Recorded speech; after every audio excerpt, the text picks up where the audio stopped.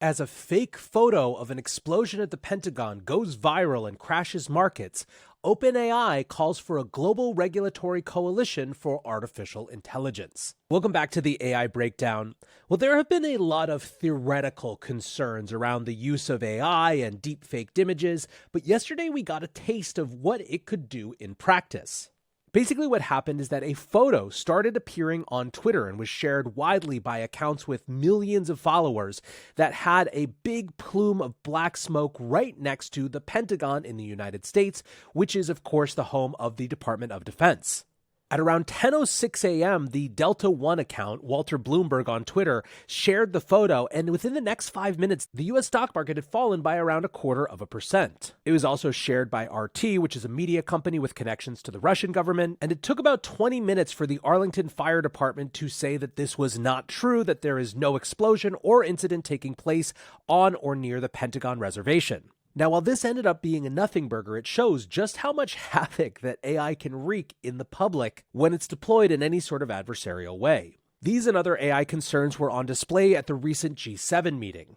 Leaders of the Group of Seven Nations called for the development and adoption of technical standards that would keep AI quote-unquote trustworthy, and said that governance of AI had not kept pace with technological innovation. They said that while approaches to achieving, quote, the common vision and goal of trustworthy AI may vary, that the rules needed to be, quote, in line with our shared democratic values. Now, of course, back here in the United States, discussions of AI in the public sphere are on the rise. Last week, the Senate held its first AI hearing in the post-ChatGPT era, in which Sam Altman, the CEO of OpenAI, was the star witness. One of the things that many commentators noted during that hearing was that Sam Altman seemed to be quite in favor of pretty involved government regulation.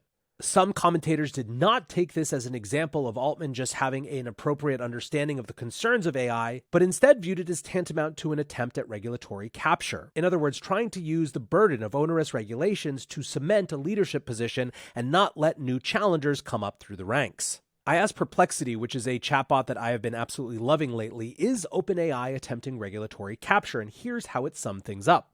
There are mixed opinions on whether OpenAI is attempting regulatory capture. Some people accuse OpenAI's CEO Sam Altman of attempting a ladder pull by using regulatory capture to create a monopoly by preventing smaller companies from competing. Some experts warn of letting corporations write lax rules that benefits them. The concept of regulatory capture is not unique to OpenAI, as almost every large tech company has attempted it at some point. This conversation got loud enough that Sam actually responded to it on Twitter. He tweeted, "Regulation should take effect above a capability threshold. AGI safety is really important, and frontier models should be regulated. Regulatory capture is bad, and we shouldn't mess with models below the threshold. Open source models and small startups are obviously important." Adding a little bit more meat on the bone of what OpenAI actually thinks the regulatory apparatus should be, today they published a blog post called The Governance of Superintelligence.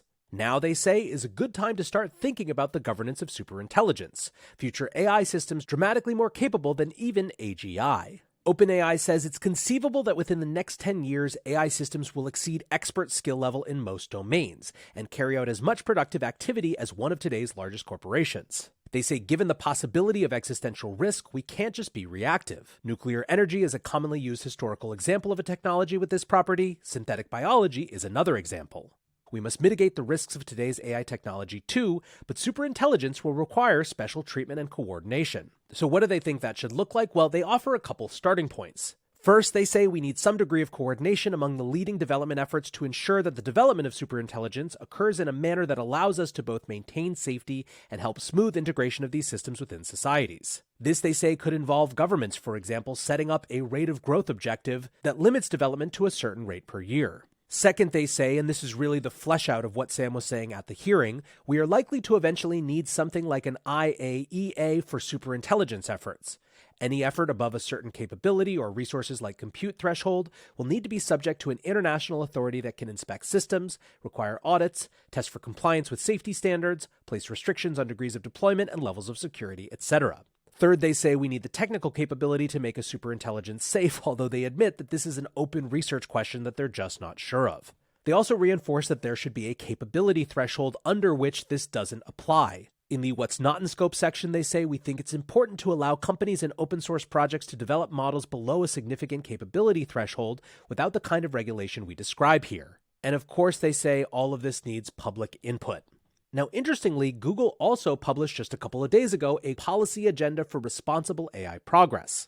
They say calls for a halt to technological advances are unlikely to be successful or effective and risk missing out on AI's substantial benefits and falling behind those who embrace its potential. Instead, we need broad-based efforts across government, companies, universities, and more to help translate technological breakthroughs into widespread benefits while mitigating risks. Their policy platforms include 1. Unlocking opportunity by maximizing AI's economic promise. They say, among other things, that involves, quote, preparing workforces for AI-driven job transition. The second pillar is promoting responsibility while reducing risks of misuse. They also discuss in this section some sort of global body, although perhaps with less teeth than the one imagined by OpenAI. Leading companies, they say, could come together to form a global forum on AI, building on previous examples like the Global Internet Forum to counter terrorism. Number 3, they say, enhancing global security while preventing malicious actors from exploiting this technology. Now, frankly, these proposals are a lot more toothless than the ones put forward by OpenAI. Part of that could be that OpenAI is responding specifically to what they saw as critique and what they were trying to describe in last week's hearing, whereas Google might have just been laying out the foundations of what they think is a good starting point. There are, as you might imagine, a lot of opinions about this. Jeffrey Laddish, who is a frequent commenter on AI safety, writes, first off, it's absolutely wild that this is where we're at. The leading AI company in the world is publicly saying that they want to build superintelligence in the near future. Let that sink in. I really do appreciate their openness in this. We could be living in a world where they plan to do this in secret, and I much prefer the present world. This is absolutely an urgent conversation we need to have as a global community. And also, we should absolutely not build superintelligent AI until we know how to do that safely. We need to spend however much time it takes to make it safe. Going ahead with building it right now, with our current state of knowledge, would be suicide. Building superintelligence risks human extinction. It's the most risky thing we've ever done. I do think we should build superintelligent AI once we've figured out how to do so safely, something we are very far from knowing, but I shouldn't get to decide that for everyone. I fully agree with OpenAI that we need an IAEA for AI, and we need democratic global oversight to manage risks from superintelligence. The decision if and when to build superintelligent AI should be decided by humanity as a whole, not one company or country. Ian Hogarth, who around 5 weeks ago wrote an influential piece called "We Must Slow Down the Race to Godlike AI," says, remarkable how much the conversation around AI governance has shifted this year, and says OpenAI describing a CERN-like project that major labs like Anthropic, DeepMind, and OpenAI could combine into. Alexandros Marinos, who has been a loud critic of Sam Altman and OpenAI, says, and just like clockwork, OpenAI asks for a global authority to regulate AIs with advanced capabilities. Such an agency, if effective, would freeze the status quo in place. He points to Mo Bala's tweet, who says this strategy would create an arms race of AIs that are designed to be deceptive about their capabilities in order to avoid being subject to regulatory oversight.